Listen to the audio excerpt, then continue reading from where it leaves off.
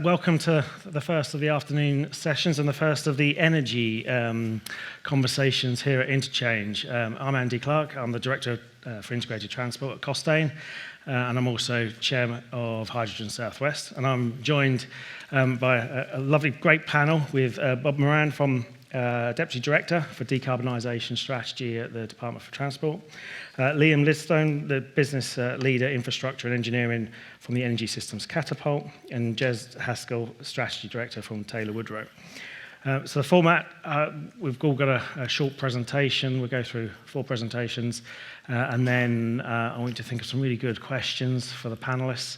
And then after that, I'll moderate the Q&A session, bringing in your comments and thoughts as well. So good afternoon, everyone. I'm really happy to be here today. This is my 3rd year at Interchange. I think fantastic event. And I'm really keen to progress how we move from the why into the how of integrated transport. And I look forward to exploring a key component of that, how around decarbonising transport. We talked about, the mayors this morning talked about how we integrated transport is needed for improving social value and connectivity and growth. And I think the topic needs to be in parallel around how do we do that in a decarbonised way. So we cannot afford to underplay the value of the alignment between the National Integrated Transport Strategy, which presents actually an unprecedented opportunity to synchronise the needs of the transportation system and its energy needs to create a system that's actually fit for the future. Energy and transport are, in essence, the flip sides of the same coin. Without energy, we don't have transport. So how do we get people and freight moving that whilst ensuring that the UK meets its 2050 energy target? So the good news is there's lots of reasons to be optimistic, and I look forward to sharing with you those things today and over the next the following 2 energy seminars. But whilst I do recognise that we've come a long way, but there's still an awful lot we need to do. Today, the bulk of UK energy transport comes from the forms of diesel, petrol, kerosene, or the national grid. However, we are seeing, and we're starting to see, growth in new interests, alternative energy, such as hydro-treated vegetable oil, biogas, sustainable aviation fuel, battery and hydrogen fuel electric technologies, and even more recently, the hydrogen internal combustion engine. So government and industry, and today's a great example of that, are collaborating to pilot new technologies and create new markets where we can scale up this future demand. But where do we start? So one of the areas we can make a noticeable impact and achieve a quick win is in vehicle fleets. And I'm sure we'll talk about that this afternoon. Yet transport operators, both those for customer fleets and freight fleets, they have some fundamental questions which they must address and consider when they are looking at fleet replacement. How much does it cost? What impact will it have on their operations and their current operational modes? Other questions could be, well, if we rolled out electrification, overhead lines everywhere, how much is the infrastructure going to be to do that? And aren't we using carbon-intensive materials? If we use battery, how expensive is the battery recharge? And I'm not just talking about the price of energy. I'm talking about the members of staff that we have working for us who are waiting and not working whilst they're waiting for their vehicle to charge. And are batteries net zero? What do we do with batteries at the end of their life? If we talk hydrogen, and I have to confess, I have a hydrogen car, but the big challenge is where do I refuel it? There are not many hydrogen refueling stations anywhere. And what can we also do in terms of more regulatory and investment levers to facilitate the tapestry of a clean energy solution? So lots of questions. Some of them, I think, we'll all agree that there's probably no one size fits all. It's not just a case of taking petroleum and replacing it with another. I think there's be a mix, but I believe that the only way we can actually answer these questions and achieve more is through the adoption of a systems-based approach. The same way we're delivering transport as part of an integrated system that delivers the agglomeration benefits, adopting a systems approach to clean energy transition will yield opportunities to accelerate innovation and drive value. By moving away from existing transportation network-based operator modal means underpins by using a technology agnostic approach to achieving net zero, we can cultivate the best solutions for delivering to our communities. And if we have to, you have to really think about that local agenda, which they talked about this morning in the mayors, and the fact that the UK has a really diverse mix. So in terms of the cities, what's right for a city like Manchester, like London, like Birmingham, might be different if you're in the outskirts of Cornwall, Devon, or up in Scotland. And so if you look at some of the rural parts of the UK, how much does it cost to actually then decarbonise the energy grids and provide the energy to the transportation modes in those regions? Now, in my role as chair of Hydrogen Southwest, which we established actually, it's an industry-led organisation looking at the whole life cycle of hydrogen from production, storage, distribution, and end users and off-takers. We're following those guiding principles, and the Southwest, a bit like 70% of the UK, is rural. And so to decarbonise that is really, really expensive. And so what are the fuel needs and energy transition needs that we need to make? We've already, as Hydrogen Southwest, mapped out the hydrogen demand for vehicle fleets. If you change it from diesel fuels to hydrogen, we've already mapped that out over a 10-year period. And we've got an up-and-coming study on maritime, another big industry that needs to decarbonise. And further afield, there's aviation, which we'll probably talk about Airbus and their recent announcements. But we have to look at decarbonisation as a holistic picture, looking at the whole regional transportation, break down existing ways of delivering it. Why do we have roads? Why do we have rail? Why do we have ports and maritime? We need to be looking at that horizontal cross-fertilisation across all four transportation modes. So this approach allows us to understand the regional gaps. Where's the gaps in our technology? Where's the gaps in our energy mix? Where's our gaps in our knowledge? And how do we unlock our full potential? And deep collaboration is at the heart of that. And all of us are working across the industry and with government to help break down those silos, join the dots between energy and transportation.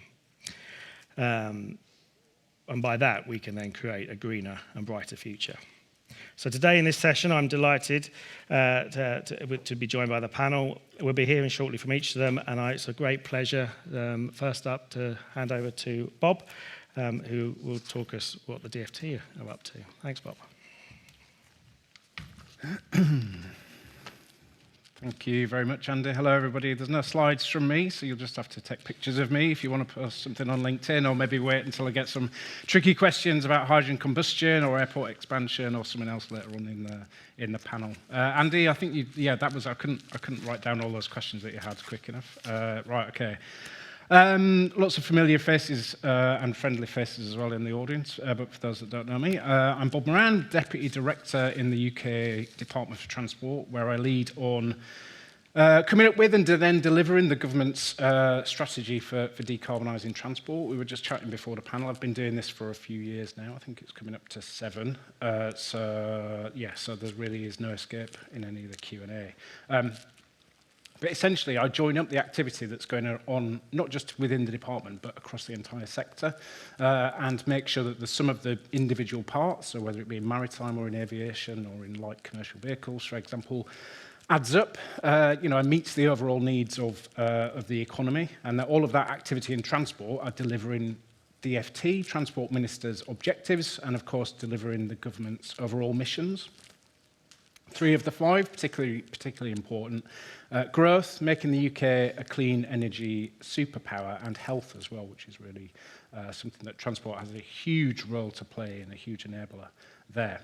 So I'm just going to offer some opening remarks on transport decarbonisation, not too much on the detail, which hopefully we'll get to in the Q&A, where we are today, how it's going, and where we go from here. So to be honest, I was trying to think about how to kind of best present kind of day-to-day work. This sometimes feels like an impossible jigsaw to me. You've got all the pieces in front of you. You spend an hour or two, a year or two, in fact, putting together, connecting up all of your edge pieces. You group your pieces of the jigsaw together by colour or mode or whatever. But every time you blink, then you open your eyes and the number of pieces that need to still be put together have doubled or even tripled in their number and their complexity. It is a big old puzzle, is decarbonising transport, let me tell you. But we will solve it. I am confident that we will, and we're making great progress already. We've powered past coal. Bear with me. We're not there yet. Before we get to that, powering past coal, let's start by noting where we are on the transport journey. And the journey to net zero across the entire economy by 2050. Particularly the importance of the transition to clean energy for everybody and everything. It is truly, you will hear government ministers say this a lot, but it generally is one of the greatest economic opportunities of this century for us. It's here and it's now, we need to seize it. If you look at carbon just as a metric of progress for a second, there are many, many, many metrics that you can look at when you look at clean energy and the alignment of it with transport. Let's look at just carbon for a second, and we do.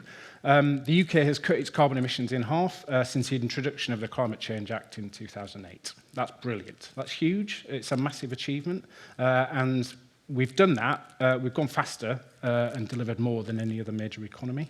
So a big tick in the box from some who might say, so far so good.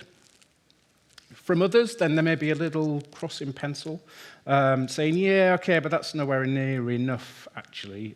We should have been doing some more. Others would give a big fat cross, okay, and say, yeah, too fast, actually, too fast. Steady yourselves, you're leaving people behind, maybe rural areas or other sectors. And then others would possibly leave the box blank, pull a face, grimace perhaps, and just say, yeah, fine, but it only gets harder from here on in. And I think each of those views has their place. And they're best tackled, of course, you would expect me to say this, through the new mission-based approach that we're now pursuing. And this is particularly true for carbon, from a carbon emissions perspective. Then clearly the energy sector and electricity supply in particular has delivered most of the quantified, measurable reductions that we've seen in recent years. You've heard it already, but we have powered past coal here in the UK, and we've brought on a stream, a stack of renewables, actually. It's brilliant. Now, the government's plan for change will finish that job. Okay, don't get me wrong, it is a huge, massive job. It's right on the edge of what is actually achievable, possible, feasible, viable. And it is definitely not going to be easy, even though it's only a few months away, actually. But delivering 95% of low-carbon generation here in the UK by 2030 moves you far beyond a question that I have had to answer far too many times in recent years. Well, yeah, I could get an electric car, I could electrify my fleet, but what if the grid doesn't clean up in parallel? It is doing, and it will be cleaned up well in advance of transport. Planning reform, lots of new investment, bold investment even, and new infrastructure. All of that is coming, and all of that is good for households as well as good for business. And it's fantastic for transport. It's fantastic if you were in my job of decarbonising in transport. And the mission approach means essentially that the energy transition happens and is happening in alignment with the decarbonisation of transport. And that's really, really important. And I think this is an area where you can visualise, illustrate, get a real feel for what the mission approach is in government. These two sectors and how they work together and take their actions in lockstep, if you like, sort of really epitomises that. Because I think clean transport really is going to be the next big step in tackling the UK's climate impact, and also, of course, I said health earlier on, for cleaning up the air in our towns and cities. And we're already starting to see what could be possible. So a couple of weeks ago, we had the 2023 official statistics for greenhouse gas emissions across the UK economy confirmed, and they showed reduction in domestic transport emissions of 10% in 2023 if you measure against 2019. Now, I'm not looking back to 2019 to get a bigger decrease, actually. That was the last pre-COVID year that we have official statistics available. Towards the end of this month, I think the 26th or the 27th of March, we'll get the provisional statistics for 2024. And I'm hoping that they're going to be even more impressive. And so what you get there is you've got official statistics which are now confirming something that the Climate Change Committee have said for about 12 months, but reconfirmed it in their advice last year, that the 1 million plus electric cars that we've now got on our roads and the vans and a very, very tiny small number of heavy goods vehicles at the moment, they're not just increasingly visible to us, like the record number of charge points that are now out there, but they're making a noticeable impact on our greenhouse gas emissions. And that's fantastic. And I think everybody likes to talk about electric cars because it's the thing that feels most real as we talk about the kind of transition to a net zero economy and all of that. But it's actually really, really hugely important as well. And we've been on that journey in the UK now for well over a decade. But it is working, and we're here to see it working. And it's working for everybody. An EV today emits around a third of the lifetime emissions of its petrol equivalent. Average range of a new electric car is 236 miles. That's Auto Trader data. That's 2 weeks driving for most normal people. EVs last at least as long as conventional cars, and we've got vast numbers of newly trained and skilled electric vehicle technicians working in garages now. And if you can charge at home, then on average you save £750 a year doing that with an EV. We've just last couple of weeks had the plug-in grants for vans and taxis extended for a further year, and the UK market was the largest in Europe last year for electric vehicles. This whole transition is delivering for everybody, whether it's our fantastic automotive sector or whether it's cutting costs for households. Wherever you look, it's fantastic. And it's particularly good for the energy sector, and it's particularly good for the grid. And let me tell you, it makes life for the people delivering clean power 2030 an awful lot easier as well. So the CCC's advice to government last week was on Carbon Budget 7, which might feel like a long time away, but then so did 2025 to me when I started this role and started working on electric vehicles back in 2011. Carbon Budget 7 is going to be the period 2038 to 2042. And in that advice last week, the Climate Change Committee suggested that road transport was going to take over from energy and do most of the heavy lifting in terms of carbon emissions reductions from the UK economy over the next few years. I don't think that's news to most in the sector, but I think now that we finally have clarity on the transition of the energy sector and the grid and how quickly that is going to take place, then it means in transport we can now really crack on and stop asking many of the questions that we've asked over the last few years and really get things turbocharged. Now, to finish, I will not just focus on electric cars, but I think I do want to mention maritime and aviation as well. On maritime, then in transport and in the department, we continue to work with our international partners at the IMO, and there will be more detail on our domestic plans that's published very, very soon. And really just to finish then on aviation, then the Climate Change Committee forecast that it will be one of the largest emitting sectors across the economy by the late 2030s. That's not just in transport, but across the entire economy. We agree. Our internal work and modelling in the department and government agrees with that. But if we look back at the EV journey, the electric car journey we've been on so far, it's why we've already taken action in aviation to increase the scale up in the use of sustainable aviation fuels, or SAFs, as you might know, introducing a mandate from 2025 to generate demand today. And just on Monday, yesterday, introduced a new consultation on a revenue certainty mechanism to spur investment in production of SAFs here in the UK. That's on top of modernising airspace and, of course, pursuing zero-emission aircraft technologies with over £1 billion of R&D funding. So all of this action is supporting thousands of jobs and bringing down transport emissions at the same time and supporting delivery of our clean energy superpower mission. And it's only possible due to the alignment between the needs of our future decarbonised transport system and how we are delivering already the UK's transition to clean power. So that's the end of everything that I wanted to say for now. Look forward to lots of questions. I guess I have to, because I'm on the mic, mention the Integrated National Transport Strategy, because everybody seems to be doing it everywhere. I'm happy to take questions on that as well, but I think now I hand over to a good friend, colleague, Liam.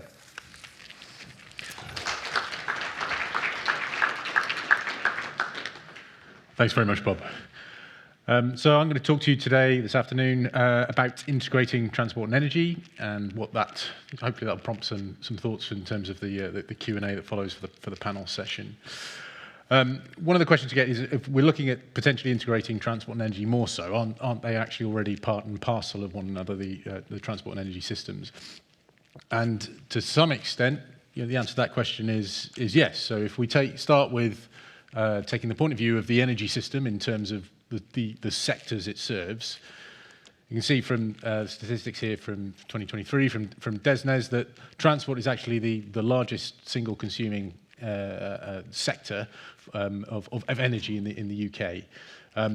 More so even than the domestic sector, industry, or other commercial services. So it's already a significant means or reason for the energy system to exist. That doesn't necessarily mean that it's integrated, and the two elements are sort of fully aligned. So if I just sort of explore that a little bit further, if we take a view of what a simplified view of an energy value chain is as a representation of the energy system, ultimately the energy system exists to take available resources, be those renewables or fossil fuels or others, convert them into what you might regard as useful energy that you can move and store, and then move and store that to where and when it's needed to make use of to provide different types of end uses, to meet the needs of those end uses, be that heating our homes, be that travel, be that making goods, about providing light in dark times, or other services, etc. Now, from the point of view of the transport sector, if we look at the two of the largest areas I mentioned from the first chart, look at heating, which is probably the largest, well, definitely is the largest energy-consuming part of the domestic sector, and transport. Transport's had very much its own dedicated part of the energy system for a substantial period of time. These two parts of the system are quite separate, quite dedicated to those particular end uses. If we look at the pathways to decarbonisation, we're looking at a situation where there will inherently be much more sharing of the same infrastructure, the same supply chain to deliver those two separate end uses. And that has a number of implications in terms of decision making, in terms of the costs that are borne by those two sectors, and the influences between the different uses in those sectors on the prices, etc., that are faced by those sectors. This example is intended to illustrate electrification. The same applies with the use of hydrogen, for example, with the alignment here, also potentially with industry demand quite significantly, and transport uses of different modes in different types. Again, maybe not quite so susceptible to variations on a temporal basis in terms of price variations, etc., but still significantly impacted by the availability, resources, costs, etc., of uses across those different end uses on the cost and the prices that people, users, effectively would see. So, what are the sorts of implications for this? Well, there are a number, and if I can offer just three. One of them is around the need for coordinated decision making. So, if you're going to roll out infrastructure to support the decarbonisation of a particular sector, you don't want to roll out a set of infrastructure to supply electricity to decarbonise your homes, and then a couple of years later roll out the equivalent parallel electrical infrastructure to support the decarbonisation of transport in that way, or vice versa. You ideally only want to upgrade your substation once, or provide the energy investment and decision making. But that requires the decision making, or at least a degree of alignment around how that decision making happens across those different energies, across those different demand sectors, as well as across the energy system, and the variety of actors involved. Another area where coordination or alignment is needed is around the investment. and the decision-making also associated with the investment. Because a lot of the decision-making is contingent on the investment and the returns that are available, the business models that exist, and effectively that infrastructure investment is provided to sort of multiple end users, and there are different payback periods, different lifetimes, technical and economic lifetimes that have to be borne in mind in terms of what the economics are of getting a return on such an investment, different risk profiles to sort of account for. But aligning that investment, aligning that is absolutely critical to be able to make sure that all of the parties can make best use of and have a most cost-effective route to sort of decarbonising. A third element, and possibly the most complex, is around navigating the cost and energy profiles that result from different energy uses impacting on the same single infrastructure. For example, at a very simple level, the way we heat our homes in future could significantly impact the cost of filling up our cars. And these are all the sorts of things that sort of are far less significant now, are far less affected.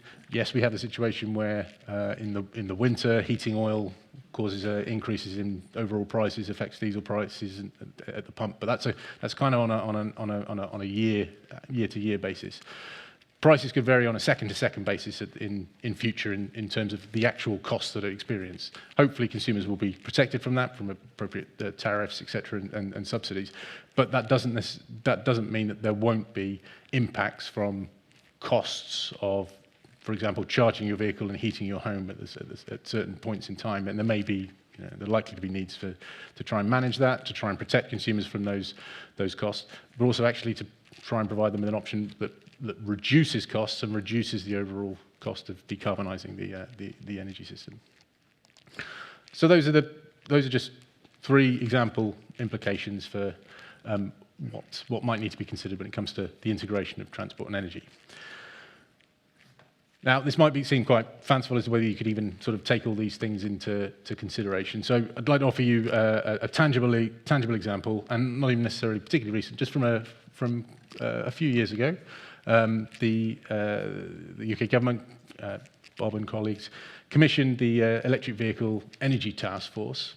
And a few years in, one of the things it attempted to do was to look at what sort of charging or charge point infrastructure would be needed to meet the targets that were set out for decarbonising or for rollout of electric vehicles on the timeline that existed at that point. And this was across a number of different types of charge points. So that's charging at home, charging at workplaces, depots, destinations, en route charging, near to home charging of different forms, etc. And it was critical to understand, in terms of looking at what this might actually cost, to bring together a wide variety of stakeholders, and a number of groups were brought together. There were two government departments involved, both DFT and BEIS at the time, and OLEV and then OZEV as part of the period. Ofgem were involved. The energy networks associations were involved. We had the energy suppliers, charge point operators. The automotive sector were all involved, and they all came with quite disparate views as to what was ultimately required. But getting them around the table, getting them to talk through, a shared pathway was effectively outlined, a set of targets, a set of goals and obligations they all bought into came from this. One of the things that ultimately enabled this, though, was to actually be able to build this on a shared foundation, a shared understanding, and a shared basis of comparison between the different sets of assumptions they had. What they had access to was effectively an integrated transport and energy modelling environment, which took into account not only the particular issues associated with the charge points, which were the focus of the work, but also the vehicle changes, the changes to the vehicle park, the different types of powertrains that potentially become available, how people used those vehicles, but how people also interacted with the other energy demands they faced, be they within their homes or elsewhere, and other demands on the energy system. And then also all of the upstream needs and requirements in terms of beyond the charge points, both the network reinforcement, the energy costs, and the feedback loops associated with different types of charging tariff, different types of prices, to see if ultimately the levels of charge point rollout, the different types of utilization of those charge points, what consumers were interested in, could actually still provide a favourable option, both a favourable return for investors, but also favourable prices for users and an affordable, realistic transition of the entire supply chain to enable that to happen. So that's just the example I wanted to use to hopefully illustrate the points laid out in terms of those three example implications. And happy to take any questions during the panel session if needed. So I'm going to hand it over to Jez from Taylor Woodrow. Thank you, Liam. Yep, good afternoon, everybody. So I'm Jez Haskins from Taylor Woodrow, and I'd like to talk to you a little bit about the provision of energy infrastructure, which can support decarbonisation of transportation, and some of the challenges and opportunities which we see around it from our perspective. And that perspective is one of a contractor. We're a tier 1 contractor, and we primarily operate in the two markets of transportation and energy. And we've recently seen a big increase in the work we're doing in the energy sector, particularly for National Grid. So that key area of upgrading the transmission system for electricity, absolutely fundamental, and we're quite heavily involved in that, from EPC frameworks through to Great Grid Programme, etc. But we're also now looking at the emerging hydrogen market. And again, as you've just heard from my colleagues, hydrogen will, I'm sure, have to play its part in our energy mix, and could well be in the transportation side of things as well. But as a business, our traditional market, you could say, is very heavily in transportation. So we do have that side of our business, and whether it be looking at modal shift of people from cars onto trains and increasing mobility in places like this, in stations, or whether it be improving bus networks to improve, again, modal shift from cars into buses, we're involved in those. So I think we have a perspective across both the energy side of things and the transportation side. And if you look to those challenges, I think it's very apparent from what you've just heard. You could sum it up really in one of scale and speed. You know, what we have to do to meet the climate challenge in front of us is on an unprecedented level at the scale and speed we have to do it. I'm sure you've all heard National Grid's quotation that they have to do, in the next 6 years, 7 times more work than they've done in the previous 30 years. So it is an incredible amount of work which has to be done. And what that needs is a high degree of investment. It's going to cost a lot of money, and it needs a lot of resources. So at the headline level is our challenges. And just look into some of those in a little bit more detail. And these charts up here really just mirror what you've just heard from my colleagues. Wherever you look at it, the demand for hydrogen is going to increase, and there's going to be a huge amount of additional electricity. If you just looked at that graph on the right-hand side there, that's just the electricity from renewables. It's the steepness of the line where it's going to get to, which shows what we need. And that's why we need to invest in our transmission network. If you look at the decarbonisation of transportation, again, just reiterating what you've already heard, we know what the contribution cars and vehicles make, and we know, and if you looked at the right-hand graph there, that is the trajectory, deliberately slightly fuzzy because no one's quite sure how it's going to come to meet where we've got to be in 2050, but you can see the trajectory of where we've got to get to. So if you looked at some of those challenges in a little bit more detail, and this is almost a bit of a play out to government as well, from a contractor's point of view, at the top level, it is so important the commitment the government makes to it and how they articulate that through policies. Robust policies, robust commitments is what we need, backed up by good, strong leadership. And I think that's what the government is trying to do. And then you need clarity of funding. And when you put those two things together, from our perspective, it gives you confidence. Confidence that you can plan for the future, confidence you can invest, that we will commit resources to bid for projects, and that we will staff up projects and train our people, etc. If you looked at it from a grid transmission perspective, what are their challenges out there? And again, I'm sure people will have heard this, the connection delays, the years and years it can take to get a connection into the grid has to absolutely fundamentally change. And we are hearing lots of good news around that, how it's going to change from a first come, first served to a first ready proposal for getting connected to the grid, and also clear out all those projects which are never going to happen and let them clear out without penalty. So those things can be addressed. You've then got the regulatory side of it. And again, you know, the government is grabbing this, you know, changes to the National Policy Planning Framework, for example, the NSIP, so the DCO processes which need to change to speed up the planning and consents for projects. But again, it's fundamental, and again, it comes from a point of view of what we get involved with. This is not about riding roughshod over planning or over people's views, of dealing with stakeholders or doing the jobs properly. It's about clearing some of those unnecessary delays which occur to getting planning and regulations through. And then, of course, for grid, there is an ageing infrastructure. What comes with the level of investment and how quickly they've been delivering projects over previous years, the levels of investment, the unprecedented scale they have to do it at now means they need to look at modern ways of construction, modern ways of delivering projects. And then, of course, the other big one is the market capacity and the capability. And from a grid point of view, that is the constant question we are asked. Where are the people going to come from, and how can you be assured that they are capable to work on their networks? We've mentioned hydrogen already.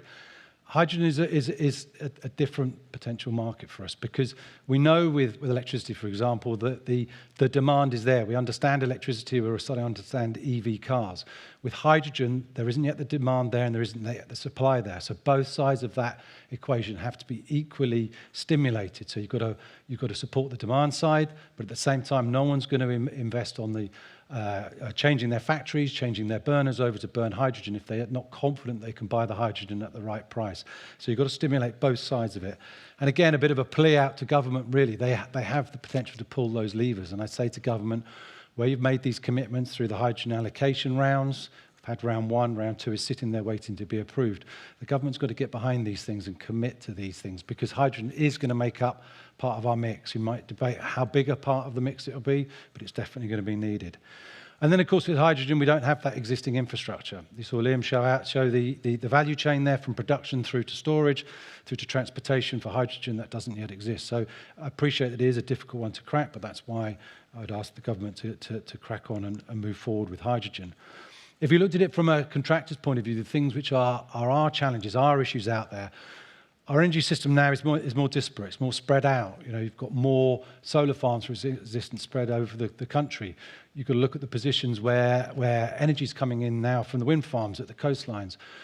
For our point of view, we need to look at how do we make sure our workforce is mobile? How can we support our workforce to be mobile, to be able to service these projects, particularly with the today's work-life balance, which people understandably want to make sure that they have that work-life balance. So it's something we've got to be planning for and planning how we're going to address that. And capacity and capability really go together, and we have to look at how we can meet this huge demand and resources we're going to need and how we're going to make sure we get trained people.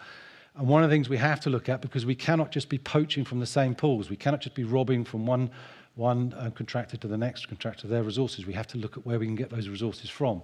The number one is we need to gear up to train people, but that will take 2 to 3 years for people to have those right certificates. So we have to look at how we can encourage people to be coming into support from working overseas. And we're talking to people in Europe, and they are very keen to come and work in the UK. And my plea, again, is to go out and look at the ways in which we can adjust our visas to enable these people to come in. They're not coming here to settle, they're just coming here to work. And then there's the supply constraints, and I mean that by the manufacturers, the original equipment manufacturers, the suppliers of transformers and switch gears. These are getting on longer and longer lead times. So we need to make sure that with our clients, we're planning for these and we're building these into our program. If we're going to hit 2030, it's going to be absolutely essential because some of these are now on 2-year lead times. So it's something we need to be planning for. And then I come back to modern ways of working. If you're only doing one big substation a year for National Grid, for example, chances are you're not going to look at how you can be standardizing. When you're doing 6, 7 times that every single year, we need to look at standardizing how you build these assets and how you bring in modern ways of working. And that's something we can help to educate them what can be done. And then there's a big part from our point of view of winning hearts and minds. You will hear a lot, whether TV programs in the press, newspapers. Of course, people are going to be disrupted and upset by what a lot of these projects will do. But from our point of view, the more we can engage, the more we can be engaged early, try and placate their concerns during the construction phase and actually show them that the schemes, when they're finished, may not be as bad as people are being led to believe. The more we can work with people, there's a real big opportunity there. So just to finish on what I think is a positive, because it is a big challenge. I mean, we know hitting clean power by 2030 would be a huge challenge. The government set that out. It's one of their 5 missions, very much so. You know, the second one after growth. And they are setting ambitious reforms. I mean, there are a lot of reforms which are being planned for, and I would say to the government, I think they're doing the right things. They need to be pushing those things through, and they do need to set ambitious plans and ambitious targets. You know, this is a huge change we need to go through. So it's understandable that they do need to set ambitious targets. But what we're going to get from this, there are a huge number of potential opportunities and benefits to us. Not least the greater energy diversity it's going to give us and the resilience it's going to give us, which is obviously being brought sharply to the fore at the moment with what's happening in the world. It's going to give us that great opportunity to decarbonise our transportation and create more integrated hubs where you could have hydrogen HGV vehicles, you could have buses, you can have EV fast chargers, etc., all being built together. And the other big one, and I'm going back to the investment needed, the scale of investment needed, there is a great opportunities for us to look at how private investment, things like Cato, OFTO, etc., could be used, can be used, will be used in the future to bring in that investment. And the benefits to us will be great. Job creation, people learning new skills, new job creation for younger people to come into, localised investment where perhaps it hasn't been before out in some of those remoter coastal areas where this power is going to be situated, and of course the growth opportunities for the UK. But of course it is about standing up here as a contractor, the benefits to us and to the other contracting organisation. Long-term pipelines enable us to invest. We can then invest in our people and develop our people. It means we can retain our people. If we retain our people, it means the learning from one project to the next, the innovation, the efficiencies which it can drive, driving value down to our customers, but also to ourselves. We create a sustainable business. A profitable business means we can reinvest into growing emerging markets. There are other markets, the carbon capture markets, etc., which we will also be very interested in. And we can develop new energy and transport offerings is where we really want to be. So thank you very much, and I'll hand back to Andy.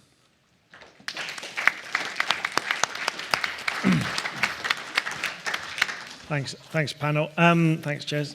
Joy, if anyone's got any questions, please put your hand up, and we've got some people roaming around the room, and I'll come to you.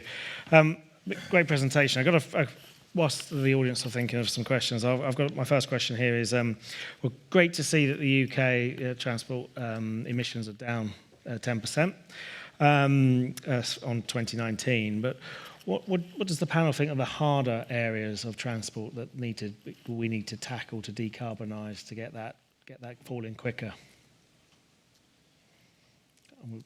Let's go. Anyway, let's start at the end.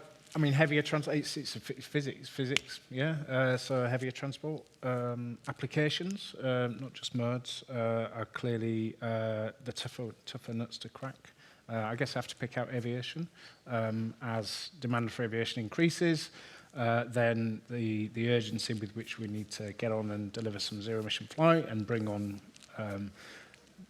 bigger volumes of production globally, not just for the UK, of sustainable aviation fuel, then that's tough stuff. But I think it is having that freedom to travel in that way, which hopefully we have all been able to experience and enjoy, so fantastic that it's as an engineering challenge, and I think that's the one that we should be focused on in transport. But I think I would say as well, there's no easy bit of transport.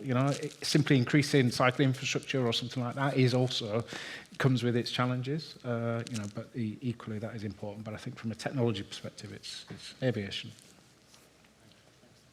I'd fully agree with that. I'd also add maritime to it in terms of the overall the size of the challenge. I think with both aviation and with maritime, you have the particular situation with the distinction between your domestic, what you can deal with domestically, and your international aspects of that.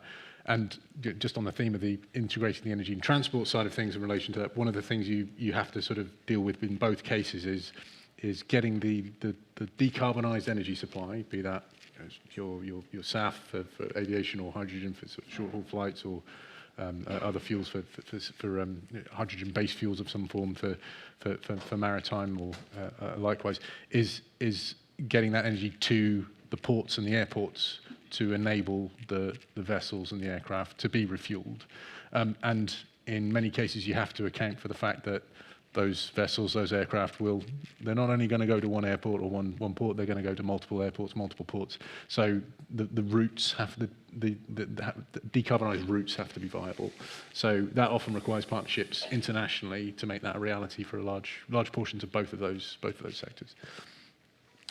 Yeah, and I would just add that I think aviation is absolutely where I would be too, and I am a supporter of the airports, if I'm honest. It might be controversial, but I think it is a bit of a shame that the government just didn't push through with Gatwick when it got its DCO the other day, because I do think that if we're saying growth is the number one mission, that airports can greatly contribute to that. But I do think we need to absolutely throw our weight behind how we can decarbonise aviation, whether through SAF fuels or electric planes or anything else which might come on. But I think that is one which we need to crack, because I think it's vitally important.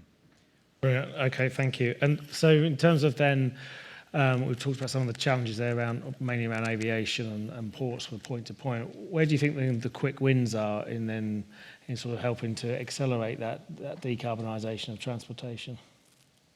For those sectors or more broadly? Well, no, broadly across the whole. Where should we? Where's the low-hanging fruit so we can get some momentum behind decarbonising transport? I think a lot of headways, there's momentum in light vehicles, etc. So, continuing to support that momentum, push that forward, that requires effort still on lots of fronts. The vehicles still need to come down in cost to have a wide enough appeal. We still don't. People have estimates. We don't fully know what the second-hand car market for electric vehicles really looks like.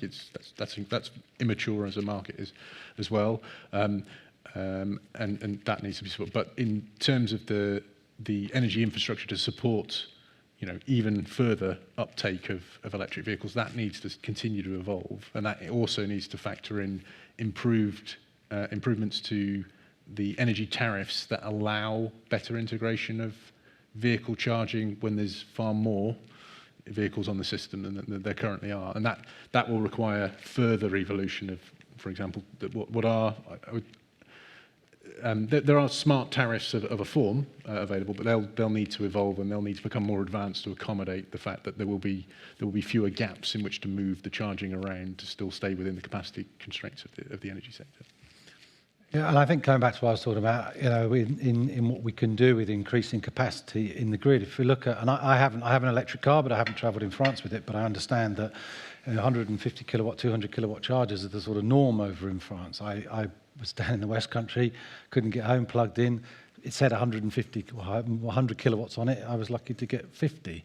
I think that some of the low-hanging fruit is just doing the things which we're committed to now, increasing that capacity, making sure that we're not curtailing the additional electricity from the wind farms. We have that capacity to be able to put it into the grid, because I think if we do get that increase in that in the EV charging, for example, the number of chargers, etc., I think there will be a bigger take-up in EV cars. I think it will naturally come. The big thing is about the range, but it's the number of chargers, it's the time it takes. If we can start to crack that, I think it will naturally, more and more people will just gravitate over to EV cars. Gosh, yeah. I mean, if I had a list of if you give me a list of quick wins, I would do my best to go back to the department and start cracking on with them. It's a big old journey. I think that's why within this session we're right to look at what's happening in the energy sector as well as what's happening in transport. We don't have to do this. There are many benefits of decarbonising transport, but we don't have to do it by tomorrow, and we should. And it's right that we take a very careful look at what we can do, not just to decarbonise transport, but to make things better. I think I would have to add to my bingo card, buses and the provision of public transport, and there's a huge role for that to play in cleaning up the air in our towns and cities and in rural areas as well, alongside decarbonising and making more use of the transport network, more efficient use of the transport network that we've got right now to reduce congestion. That's good for growth, but it's also good for the energy system, taking the strain off a lot of that. And when we look at what the things that we've achieved and the things that we do maybe differently, if we look back at what we have done in transport over the last 15 or 20 years, I guess, to decarbonise it, you can apply that to areas such as I mentioned in my remarks about aviation and kick-starting the development of SAF in volume here in the UK, production of that right now in advance of pushing the demand. But you can look at something like moving goods, the freight sector. As you mentioned about hubs, and energy hubs, and I think that's absolutely the right thing to be looking at, where you can maybe pick off some good wins, maybe not so quick, but big wins for heavy goods vehicles at the same time as ports. And things like that. So I think that's probably a really, really good area to look into. Brilliant. Okay, thank you very much. Any questions from the audience? We've got a few hands coming up. Right, at the front there. Jumped in there quick. Dominic Schofield from Cenex. There are a lot of questions I could ask, but I plumped for the one on hydrogen. A man after your heart. I'm sort of fairly agnostic about hydrogen, but it seems like there will be a niche for it of some sort. But that niche is getting smaller each year as battery electric, takes on more and more of what we previously thought it wouldn't be able to. So I just wonder. I mean, I can understand investors wanting to see how that plays out before they put lots of money in. But most people think we are going to need it to some extent. So all of the panel, what do you think that sort of minimum viable hydrogen network looks like, and how might it happen? And what are your thoughts on planning for that at the moment? Is it decentralized or centralized? Is it? I think that there is going to be a huge demand for hydrogen compared to where it is now, even if we didn't use it in transportation to any great degree. I think if you just looked at the industries which are hard to use electricity to run them, whether it be an asphalt plant, a glass plant, ceramics, there's a whole array of different industries which can use hydrogen. And we have asphalt plants within our sister company. And the conversion to put them onto hydrogen is very, very simple. Obviously, the reason why they don't do it is because they haven't got the supply of it, and it's very, very costly. So, I mean, I'm personally convinced that yes, there is a big demand, a big need for hydrogen. But as I said, it needs to be stimulated. It needs a lot of stimulation, and the hydrogen business model, I think, goes quite a long way towards it. It can give 15 years of support to a business, if the right business case is there for hydrogen. So I think, again, it's my ask of the government is really get behind it and push R2, push R3 out there, because I do feel that there is a big potential for it.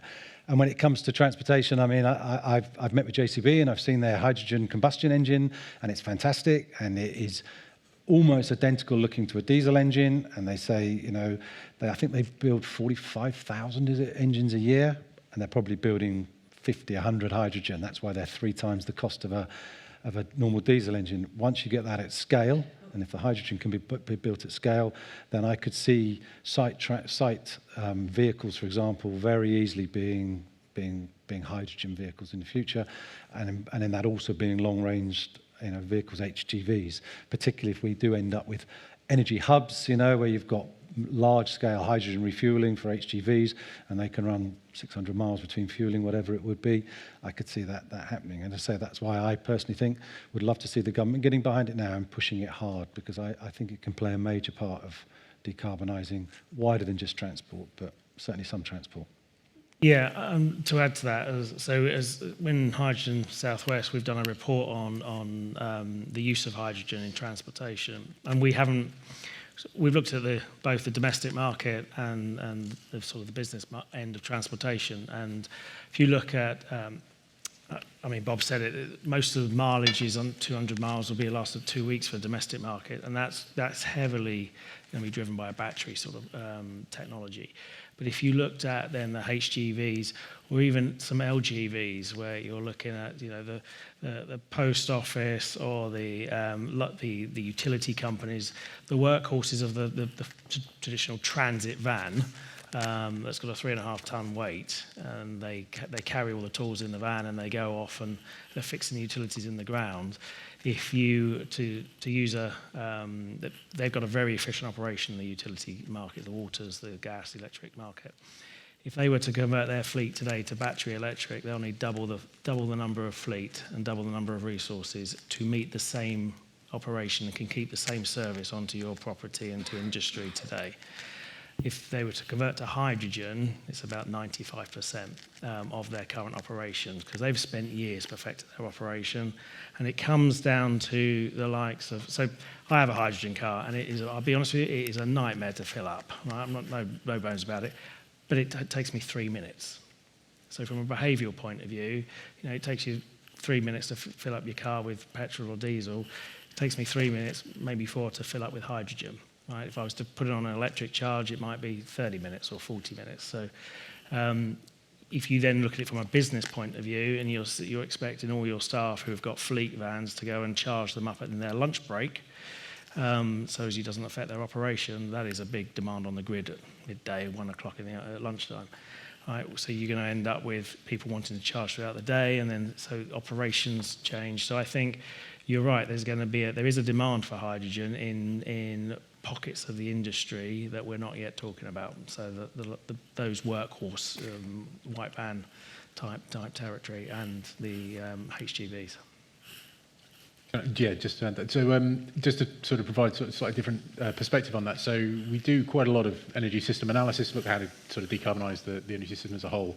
Typically, that analysis indicates you need roughly 200 to 300 terawatt hours of hydrogen a year to successfully decarbonise the energy system. And to put that into context, the upper end of that scale is not much smaller than today's electricity system in terms of size. So the expectation is we will need an enormous amount of hydrogen relative to what we currently have and what we currently use for any purpose, let alone for energy needs. But where that is most valuably used still remains somewhat up to date. There are various parts of industry where there are clearer elements so that it's the obvious solution for some of those classifications of industry. But there are sort of areas of the transport sector which, it is potentially as quite closely competitive with electric vehicles or electric battery equivalents, or in some cases better. And I think some of that comes down to sort of pure economics in terms of the duty cycles of the vehicles, and but some of it also comes down to the practicalities of the refuelling and etc. And for example, some off-highway applications are particularly promising purely from the point of view of they're generally operating in a place where infrastructure doesn't exist because they're building that infrastructure. So one of the benefits of electrification of transport is it can piggyback on existing electricity infrastructure, because our electricity infrastructure generally goes to everywhere we use. That is not so relevant in the case where you're building that infrastructure. So that's one avenue to sort of consider around that. But yeah, potentially quite a few applications and, like you say, niches in some cases for hydrogen application within categories of the transport sector, absolutely. Brilliant. Got a question at the front here and then one at the back.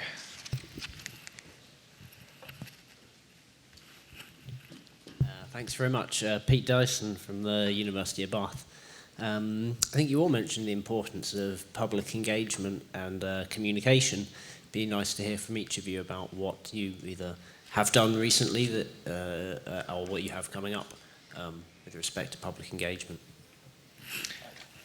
Yeah, I can start with that. So we had a scheme which was very contentious, a DCO scheme, and we were brought in quite well during the DCO process and to help with the consultation, and we used a lot of digital 3D modelling. And I do think that is another area which we can be looking at. So we produced very, very accurate models of what the scheme would look like when it was built. And we were able to show people who had objections what it would look like from their front door, from their upstairs bedroom window, what it would look like when you were driving down it as you went past your own house. You could build all these real-time models.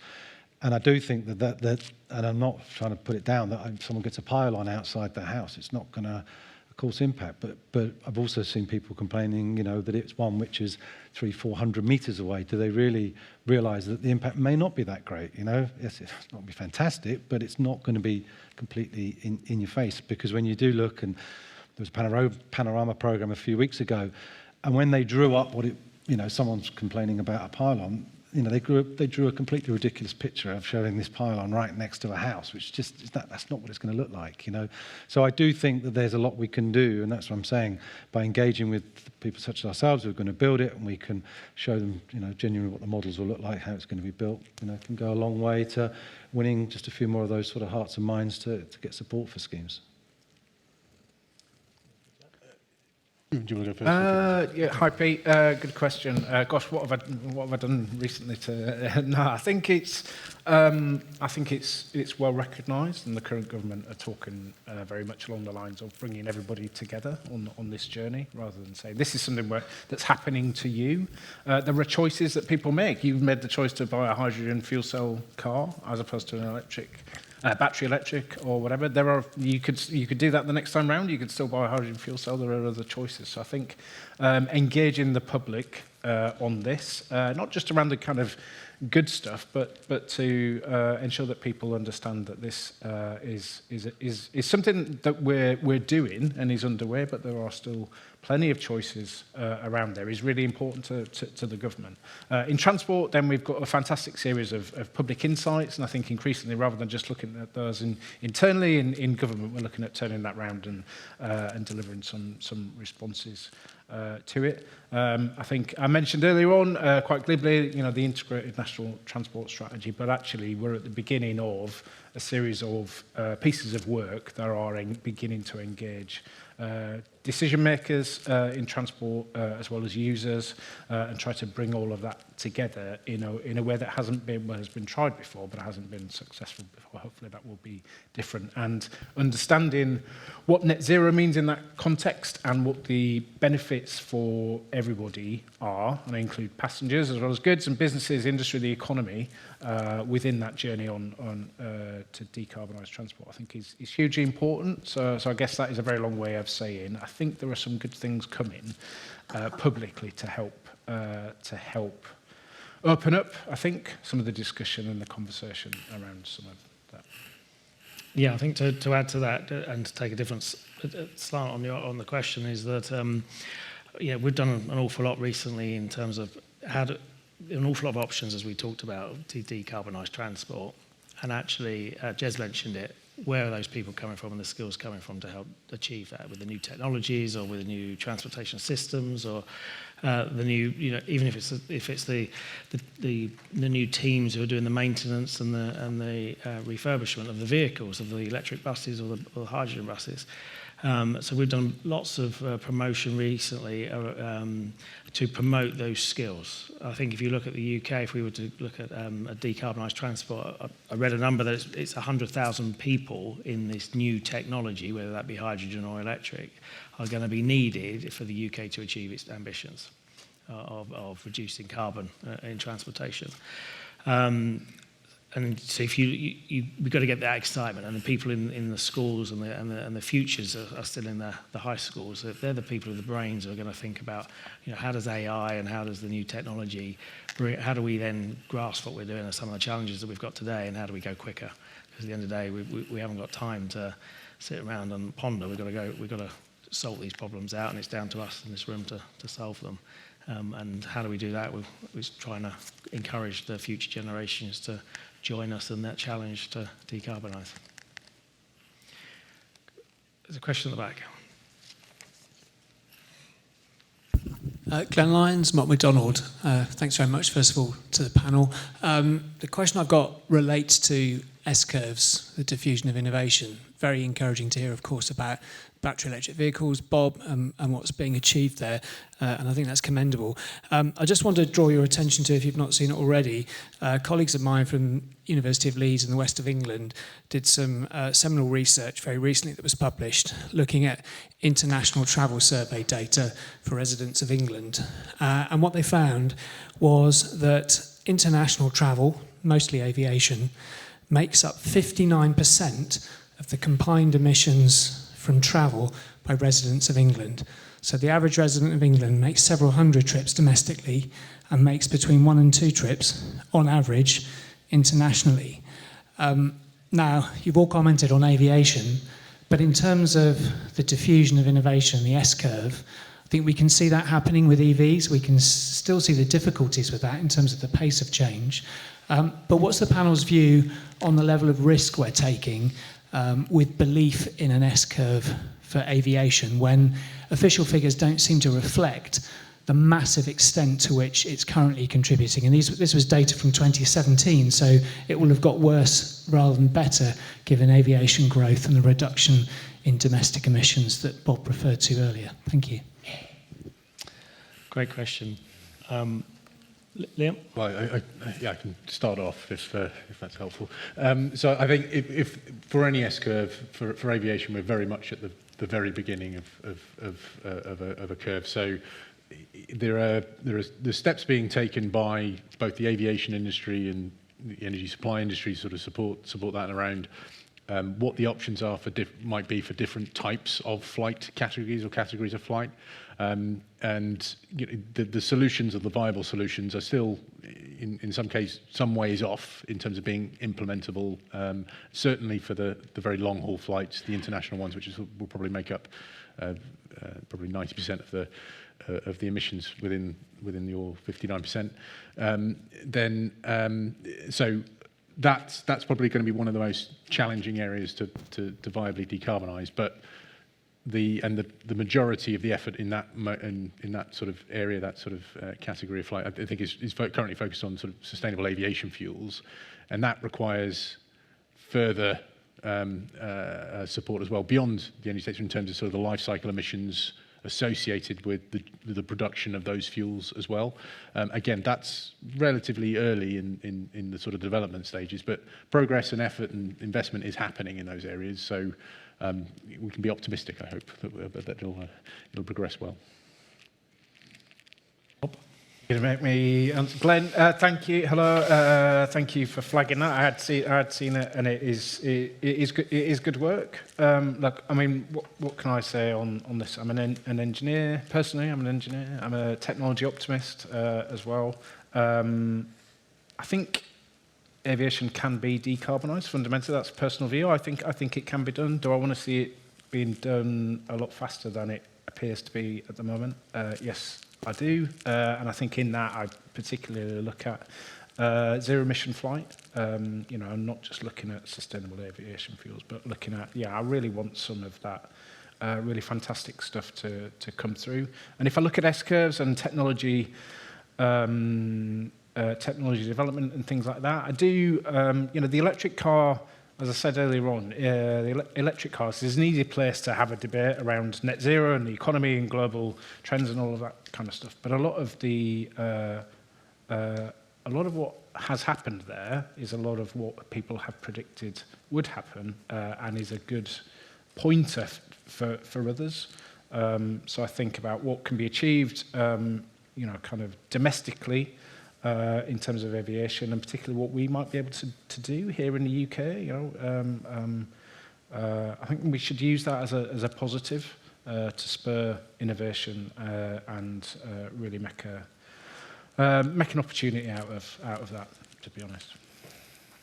Thank you. In terms of the aviation, actually, Airbus are part of aviation, Hydrogen Southwest, and we focus on aviation. I fully agree with the panellists that I believe that aviation can be sustainable and decarbonised. And interestingly, I think SAF is an interim solution. Are we going quick enough? No.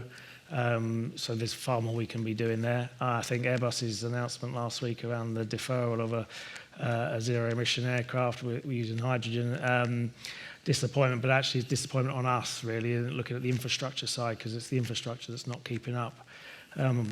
We look at it as more of think of it as an Olympic swimming lane, but you don't want someone to come first. All 8 swimmers have got to come to that finishing line at the same time, because you've got to have the technology, you've got to have the infrastructure, you've got to have the right personnel, you've got to have the right customers, you've got to have the right operating model for the airlines. All that has got to be in place before it actually becomes a success. So I think Airbus was so out in front in terms of its development that we need to think more about, actually, as the UK, how do we help and catch up with Airbus rather than say actually and in driving sustainable aviation, rather than oh yeah we give up, it's too difficult. So again, it's something that we should challenge ourselves and say, can we go quicker? I think we've got time for one more question. If there's one more question in the front here.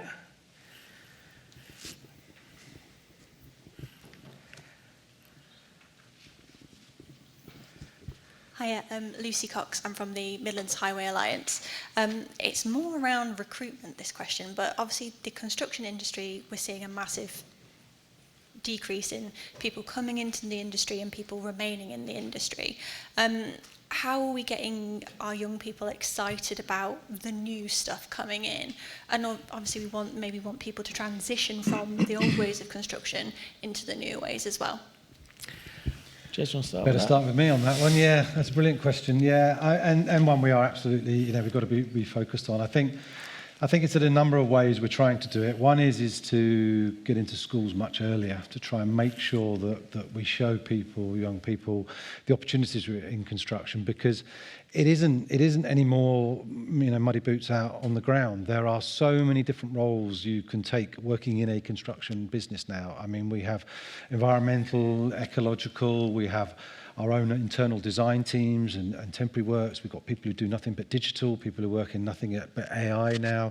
There's a whole suite of different things which you can go into. It's not just about being a numbers person or going down the route of civil engineering. So yeah, I think we've got to get in there early. We've got to be, of course, inclusive in our approach. Making sure and I think someone earlier on said about a fall in numbers of young women graduates coming into construction. We're not seeing that. We've still got very, very high numbers. So I think making sure that we have an inclusive business to encourage everybody to come into the industry is essential. And also, we're very much welcoming people who come in from other industries.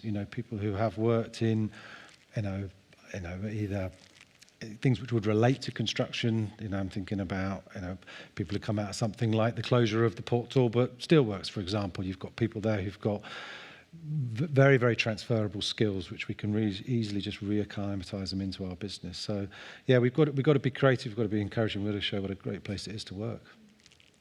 Yeah, just to add to that from Costain, is that it's all about that. We're seeing construction go more of that off-site manufacturing. So where the image you have of construction of muddy boots and in a field and cold, wet, you see far more actually. It's actually in a factory or computer or virtual reality, trying to build things in a digital realm. And then you just replicate it, get a computer, get a 3D printer to go and make the thing, and then assemble it. So interesting. I was with London Underground last week, and if you look at their old fleet, very mechanical doors. People used to jam the doors open to get in there actually, but their modern fleet are all electric. You plug it's a bit like your car. You plug the computers into the trains, and their new depots that they're looking for are pristine. They're like Formula One type workshops. It's we've got to change the image of the industry into it's a smart infrastructure. So yeah, but great question. That brings us to the end of this first energy session. So thank you very much to my panelists, Bob, Liam, and Jez, and great conversation. Just to recap on the transport and energy, two sides of the same coin. Transport is one of the greatest emissions of greenhouse gases and the greatest consumer of energy. But actually, if we align ourselves with other sectors, cross-fertilise across the different transportation modes, there's optimism for the future. We can decarbonise. So thank you very much, and give a round of applause to our panelists.